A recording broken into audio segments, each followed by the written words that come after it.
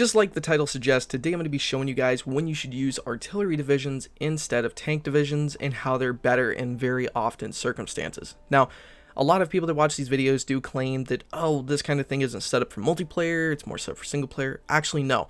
This guide is set up for multiplayer, but it still can be used in single player for obvious reasons. But that is the place where I came up with this, and this is why in multiplayer it works better than not. Also, really quick, I'm really close to 50,000 subscribers, and if you guys like today's video, don't forget to subscribe, as it, one, helps me closer to my goal of 50,000 subscribers, and two, it also lets you be part of the community and shows you some very often Hearts of Iron 4 guides and some pretty funny videos. So, with all that being said, let's go ahead and jump into the video. So, when would you actually go and use an artillery division, something like this, instead of a tank division like this? For obvious reasons, the tank division seems like it's better. First off, it has 650 soft attack. We're just doing that for math's sake. It's not actually 650. It's pretty much got about 430 defense. It's got 80 armor. The piercing is almost 70. And then our org is still over 30, which is pretty good for a tank division. So it looks pretty good all around when you get to those stats, especially when you look and compare them to an artillery division that's set up to push infantry. Artillery, or correction, soft attack is about 550, so 100 less. Our breakthrough is about it's like 80% less, we'll say. It's about 80 to 85 at 111 breakthrough, which is horrible. And then we get down to the piercing, which is pretty much 0, but our org is 38. Now, the org isn't what makes this template good, actually. What makes it better is a couple things. First off, look at the production cost. At most, we would ever have to do 2,095 production cost. Then we look at our tanks. At most, we would have to do 10,738. Now, why would you ever still decide to use an artillery division? Well, actually, very often. And this multiplayer game was a great example. Now, because this is obviously in single player, I saved the game from the multiplayer game and just loaded up in single player for the video. But the Russia player, once he saw that I had medium 3s, he started making medium tank divisions like this one here, and he started going really hardcore into the idea of trying to stop me. Now, as you can see here, every one of his infantry divisions has an anti-tank gun.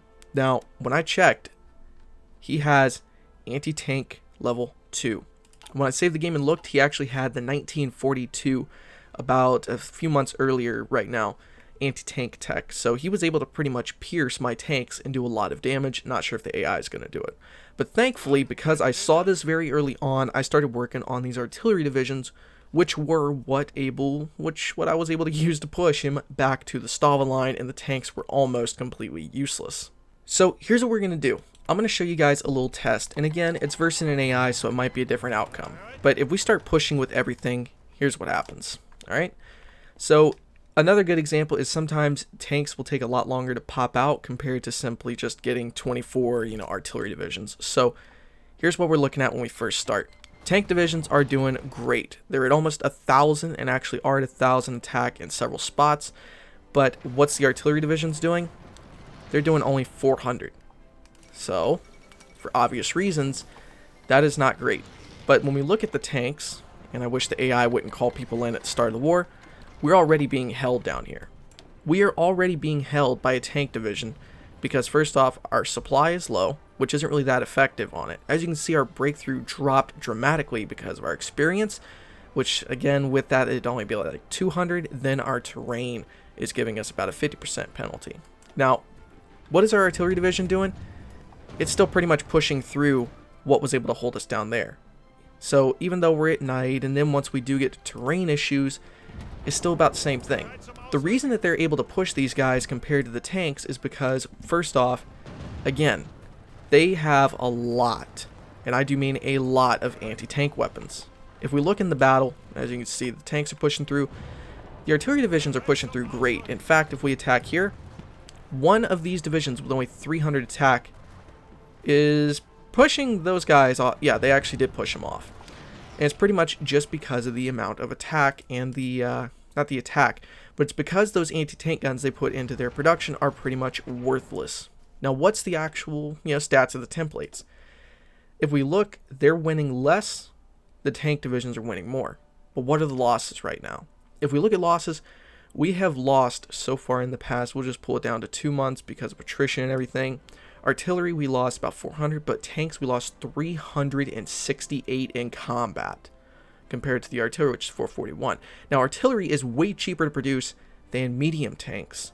And then we only lost like 87 by attrition for the tanks, and then artillery we lost like 200 by attrition. So why would they still be better? Because another big problem with them too is, as you can see, even though the tank divisions are fighting very often, they're hardly ever losing any manpower compared to the amount they're actually killing. Again, it's entirely because the amount of anti-tank that the enemy put into their divisions. So again, when should you actually probably more than likely do something like this? You should make it idea to get rid of the idea of making a lot of tanks compared to artillery. Well, two things. One, the only time you should ever do this is if you go down superior firepower like I did in this multiplayer game, because it gives huge bonuses to your artillery and your tank organization. So what again makes them better? And it's very simple. If the enemy has a lot of piercing in their divisions and you're making really good tanks, they're going to be able to really just drain you in amount of resources. They're going to be able to take tons of your tanks away, and already we're at a 30 tank loss. Well, wait, no, what are we at? I think we actually have a pretty big stockpile. Yeah, we did.